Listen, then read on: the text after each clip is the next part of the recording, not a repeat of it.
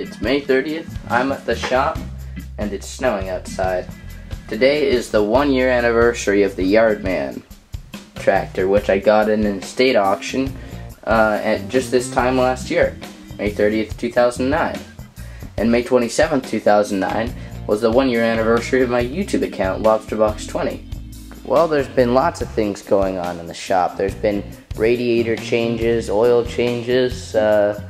My grandpa's been working on an old New Holland baler for haying season. The only thing that's not going is his 1928 Model A, which has been halted. But I've got two of my own projects here. Let's start with that snowblower. This is a 26-inch MTD built Canadiana snowblower that I got for $35 last night at 7:30 p.m. It runs, drives, the auger engages, everything just plain works. It's been garage stored since new, and even though it's a little greasy, a good wash should do it fine. And it even comes with the tire chains, all for $35. What a steal. It just needs a carb job, and that's it. It's amazing what kind of snowblowers you can get around this year.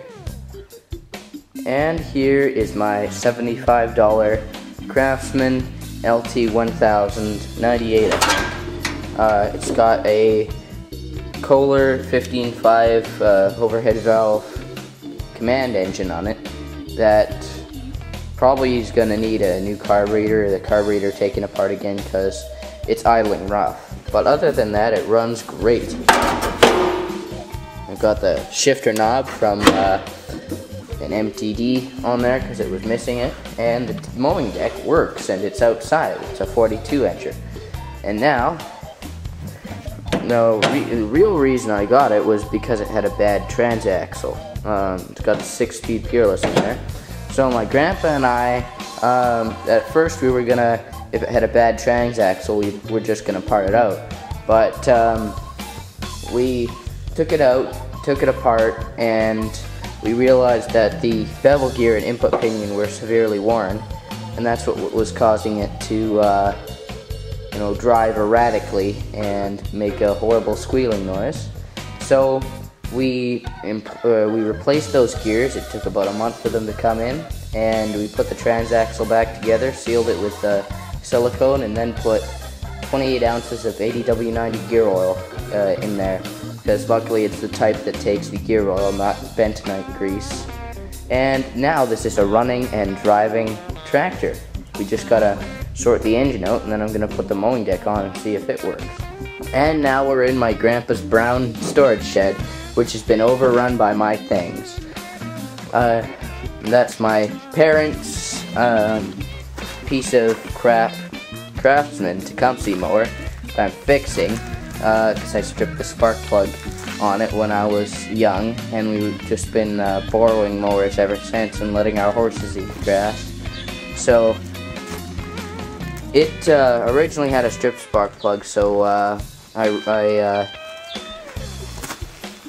fixed that, got a new head for it, and then the spark plug popped out of that head, so I rethreaded the new head and then put the spark plug back in, and then I figured out I'd bent a valve. So I got a new valve, had compression, and then the carburetor started pissing gas into the cylinder.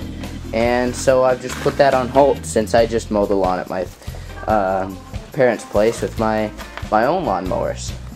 Here's an MTD Lawn Flight, an auction find, 1 of 5, with a recoil that's screwed up, so you can see it won't retract.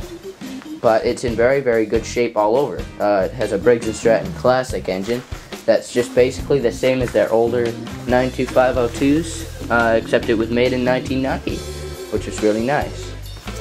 Here's my pride and joy of my small engine collection. It's a Wisconsin, 7 horsepower, I believe. It came off an old auger, and I haven't had time to even look at it yet. Here's a Ryobi weed eater, bought at an auction. Here's a Poulin weed eater, factory refurb, bought at the same auction. And here's a Tanaka weed eater that my grandpa gave to me Over here is a water pump that I picked up yesterday at a garage sale for $10. Here's a 5.5 horse quantum powered pressure washer. That's a disappointment because the engine has no spark. And now we'll get over here in the other bay. Of course, there's the Guardman just celebrating its 1-year anniversary. Engines in here, all mine. We've got a 3.5 horsepower Briggs, runs pretty well, smokes a bit. 12 horsepower Powerbolt IC engine, came out of the Turf Tower, that old Agway that I got around Christmas time. Here's a Craftsman Tecumseh 3.5 horse that I got out of a trash picked mower that had a bad deck. There's a Smoky 4 horse Honda. There's a completely torn apart Briggs & Stratton 4 horsepower horizontal, another rare one that I plan on restoring sometime. There is a 3.5 horsepower Briggs 92502 engine, and down there is a Polaris snowmobile engine. And now we're further out in the tin shed. See what we got here. My Sears LT11, working fine. My another one of the auction mowers.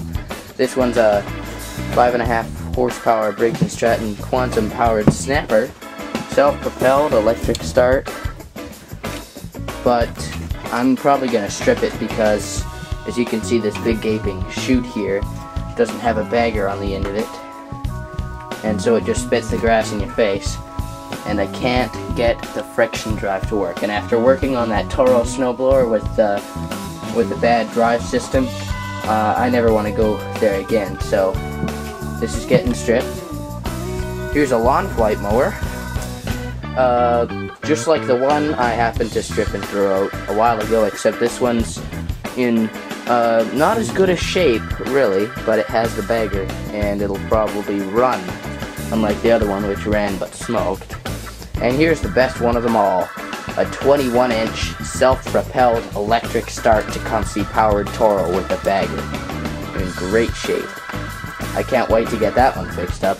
Just gotta get a battery for the electric start, because the rope start is useless and won't work. And finally, an electric weed whacker and a small little 3.5 horsepower Briggs water pump with no carburetor. And I plan on using the other pump for parts for this one.